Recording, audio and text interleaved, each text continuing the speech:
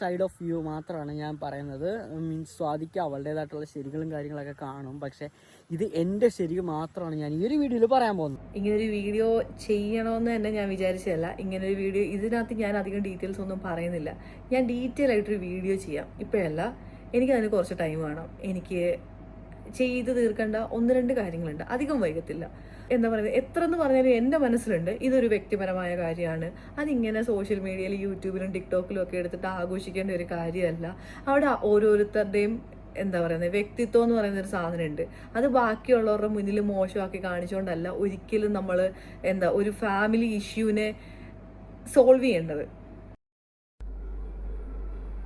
ഇതിപ്പോൾ എടുത്തോ പിടിച്ചോന്ന് പറഞ്ഞ ഒരു കാളെ പറ്റുക പറയുമ്പോൾ കയറെടുക്കുന്ന ടീംസാണ്. കേട്ടവും കേൾക്കാത്തപ്പോൾ ആദ്യം പോയിട്ട് ആ പെണ്ണിൻ്റെ കമൻറ്റ് ബോക്സിലൊക്കെ മുടിഞ്ഞ തെറിയ കാരം പറഞ്ഞിട്ടുണ്ടാവുക. അതൊന്ന്.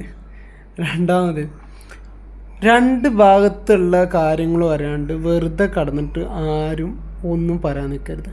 ഞാനിപ്പോൾ ഇതിൻ്റെ കമൻറ്റ് ബോക്സൊക്കെ എടുത്ത് നോക്കിയപ്പോൾ വെറും വൃത്തികെട്ട രീതിയിലൊക്കെ ആ പെണ്ണിനൊക്കെ ബ്ലെയിം ചെയ്തിട്ടൊക്കെ പറഞ്ഞുകൊണ്ട് ഞാൻ പറയട്ടെ, ആ പെണ്ണിൻ്റെ ഭാഗമുള്ളതും പാടും കേൾക്കുക, എന്നിട്ട് പറയുക അവ എന്നെ പറഞ്ഞിട്ടുണ്ട്, ഓൻ്റെ ഭാഗമുള്ള ഓൻ്റെ ശരികളാണ് പറഞ്ഞിട്ടുള്ളത്, ഓൻ്റെ ശരികളാണ് പറഞ്ഞിട്ടുള്ളത്, ഇവൾക്കും സ്വാതിക്കും ഉണ്ടാവും അവളുടെ ശരികൾ.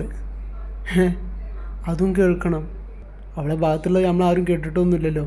അത് കേട്ടിട്ട് വന്നിട്ട് കൊണക്കുക, അല്ലാണ്ട് വെറുതെ കടന്നിട്ട് ഒരുത്തനും ഇതാക്കാൻ നിൽക്കരുത്. പിന്നെ അവനോട് പറയാനുള്ളത്, ഡിവോഴ്സായില്ലേ, ഇനി എന്താ പ്രശ്നം, ഒഴിവാക്ക്. ആ ലൈഫ് കഴിഞ്ഞതാണ്, പിടിച്ചാകെ കിട്ടുമൊന്നുമില്ല. അത് ഒഴിവാക്കിയിട്ട് പുതിയ ലൈഫിലേക്ക് ഇറങ്ങി ബ്രോ. വെറുതെ എന്തിനാ ഈ നാറ്റക്കേസും പിടിച്ചിട്ട് ഇങ്ങനെ നടക്കണ്?